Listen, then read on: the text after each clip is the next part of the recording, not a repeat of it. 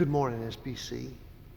Brother David, I'm here with you this wonderful Tuesday morning, and the reason that I'm talking in maybe what you would call a more subdued tone is because I'm actually in the sanctuary by myself, and I love being here in these moments because in the stained glass windows that you see and in the quietness of the air movement in the sanctuary itself,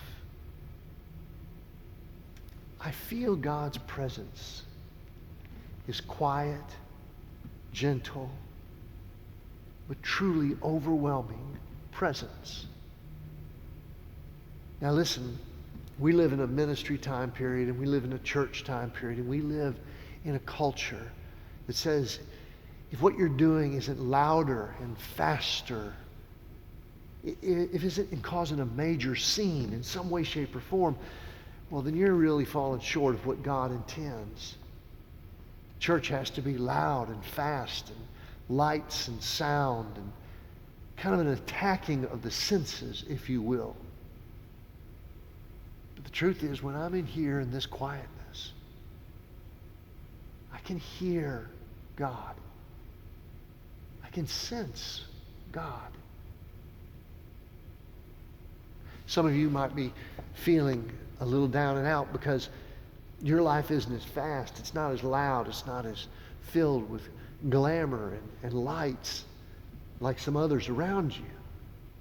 You may feel like maybe your life is even in the dark and that God has forgotten you, that He's never been further away from you, all because of the stillness and the darkness and the quietness of where you're at.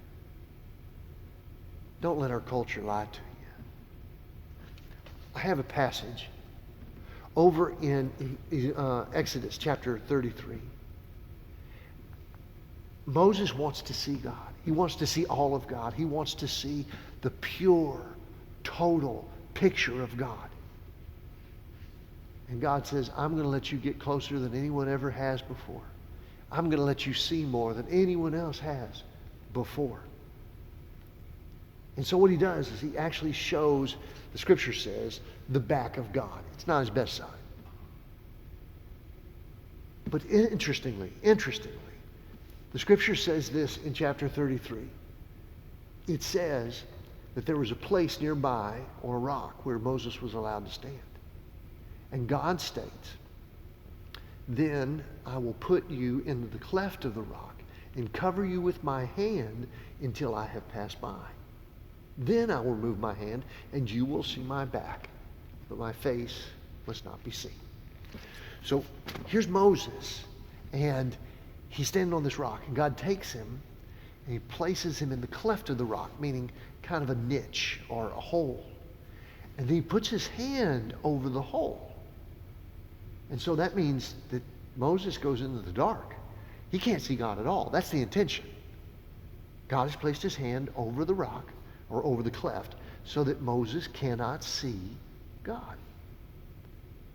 And then when He removes His hand, Moses gets to see, again, the backside, or the best, not the best side of God, not the perfect view of God. It's obscured. But he gets to see God. And I guarantee you, when Moses came down from the mountain, what he told everybody about was what he saw after the hand was removed, right? But listen very carefully. The truth is, the very face of God was upon Moses when Moses couldn't see Him at all. The very hand of God was upon Moses. He was closer to Him in that moment than he was when He withdrew His hand and Moses could see the glory. When Moses was most in the dark and felt most separated, that's when God was at His closest. It's going to be a great week, SBC. And I don't know what you've been through. Don't know what you're going through. But I can tell you, if you feel cut off, if your life doesn't have enough loudness and fast-moving parts to it, and you feel like you're a little isolated, don't let the stillness cause you to fear. Don't even let the darkness cause you to worry. If God places his hand upon you and you can't see, I tell you, he's as close as he's ever going to be. He loves you. He's with you. And it may be that the stillness of your life right now is because you need his hand more than your vision of him. God bless you. I pray you have a beautiful, wonderful, and quietly powerful day. I'll see you again from right here at 2nd.